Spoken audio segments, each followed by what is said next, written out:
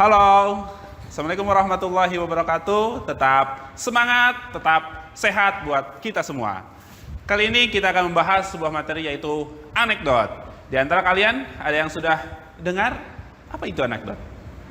Atau ada yang baru dengar anekdot? Pernah kalian dengar cerita lucu yang menggelitik sampai kalian terpingkal-pingkal gitu? Anekdot hampir sama dengan cerita lucu, namun anekdot memiliki hal yang khas, yaitu sebuah sindiran atau sebuah kritikan gitu. Kalian pernah nyindir orang? Atau kalian sendiri pernah kena sindir? Bagaimana rasanya kita disindir? Itu pasti sakit bertubi-tubi, bagaikan ditolak sama gebetan atau sakitnya sedalam samudra di lautan.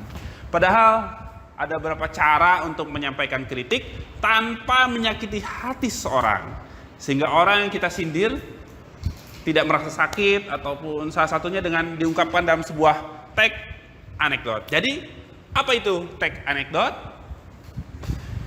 Terus tonton video ini, jangan lupa buat rangkumannya dan peta konsepnya, sehingga kalian bisa memahami dengan sebaik mungkin. Pertama, kalian harus tahu dulu apa itu anekdot. Berikut pengertian dari anekdot. Jadi salah satunya pengertian dari anekdot itu adalah sebuah cerita singkat yang menarik karena lucu pastinya ya, mengesankan gitu, mengenai orang penting atau orang yang terkenal dan berdasarkan kejadian yang nyata atau sebenar-benarnya sudah terjadi. Itu yang namanya anekdot. Anekdot ini memanfaatkan guyonan ataupun lelucon sebagai alat atau media untuk menyampaikan sebuah kritik secara tidak langsung, namun karena kelucuannya itu membedakan antara anekdot dan cerita lucu gitu. Jadi kalian bisa bedakan apa itu anekdot ataupun cerita lucu. Sehingga supaya kalian bisa membedakan dari cerita anekdot itu apakah anekdot ataupun cerita humor, berikut ciri-cirinya. Yang pertama, ciri-ciri dari anekdot itu lucu atau konyol menggelitik. Nah, pasti gitu ya ciri-cirinya. Kalau ada yang lucu-lucu, nah itu. Namun belum cukup hanya cerita lucu. Ada lagi yaitu memiliki sindiran atau kritikan. Jadi adanya suatu sindiran atau kritikan dari sebuah anekdot itu. Bukan hanya lucu saja. Adanya objek itu biasanya orang-orang terkenal, jarang kalau orang biasa ataupun secara umum gitu kan. Jadi anekdot itu. Selanjutnya yang terakhir itu memiliki tujuan tertentu, biasa menggunakan sebuah narasi atau teks narasi. Biasa di media sosial sekarang banyak. Kalau zaman dulu anekdot itu hanya di media massa, kalau sekarang di media sosial, baik di Facebook, IG dan sebagainya, kalian ketahui ada yang namanya anekdot. Sekedar menambahkan saja, kaidah anekdot yaitu berupa lelucon ataupun cerita menggelitik, di dalamnya terkandung kebenaran tertentu yang biasa menjadi bahan pelajaran bagi halayak ramai. Jadi tidak semua tag yang lucu itu termasuk anekdot. Karena tag anekdot ini memiliki strukturnya seperti tag narasi. Ya, jadi bedanya tag anekdot yang cerita lucu itu karena tag anekdot ini memiliki strukturnya. Yang pertama strukturnya itu adalah abstraksi, yaitu memberikan gambaran tentang isi teks secara umum, gitu, jadi secara umum dari teks itu. Yang kedua adalah orientasi, bagian yang menunjukkan awal kejadian cerita atau latar terjadinya secara detail. Jadi memperkenalkan, gitu kan, tokohnya, latarnya dari cerita anekdot itu, dari teks itu.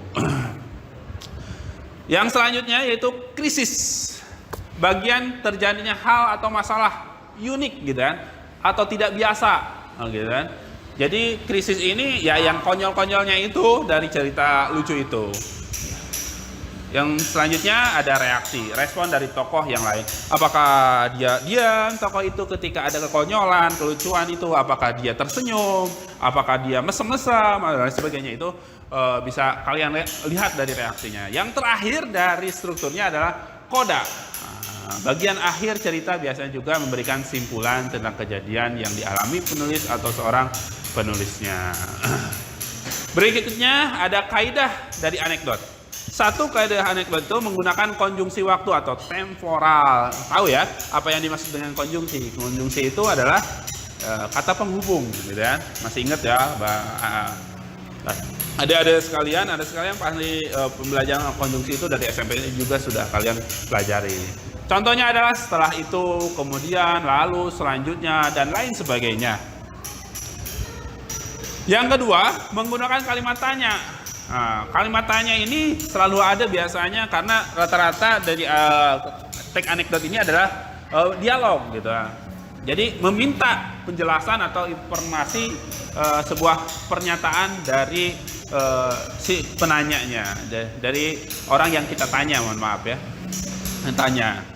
Itu kalimat tanya, bisa dengan 5W 1H, apa, di mana, kapan, siapa gitu kan. Itu bisa kalian ketahui. Kalimat tanya. Selanjutnya menggunakan retorik. Nah, retorik, mohon maaf. Menggunakan kalimat retorik.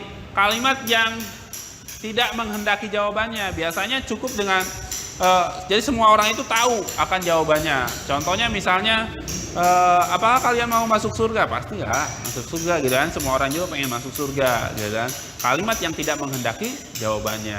Gitu. Karena hampir semua orang udah tahu dari sebuah jawabannya. Selanjutnya, menggunakan kalimat imperatif. Kalimat untuk mengajukan permintaan, memberi perintah diam atau lihat video ini gitu kan. Lihat, gitu. Diam. Gitu. Itu kalimat imperatif. Yang selanjutnya ada kalimat seru yang isinya mengungkapkan kekaguman, perasaan, gitu kan. Jadi, wow, cantik sekali, gitu kan. Itu dari kalimat seru. Atau wow, pemandangan desa ini bagus sekali. Wah, lezatnya masakan ibu. Gitu. Anekdot sebenarnya sudah ada dari tahun 1970-an, tapi baru mulai dipelajari dari kurikulum 2013. Saya yakin anekdot ini sangat bermanfaat bagi kalian, bisa mengkritik dengan halus dan bijak. Silahkan kalian membuat kritikan dengan gaya anekdot. Semoga bermanfaat pertemuan kali ini. Sekian dulu untuk materi anekdot pertama ini. Jangan lupa untuk mengikuti video-video selanjutnya dan tetap semangat untuk belajar.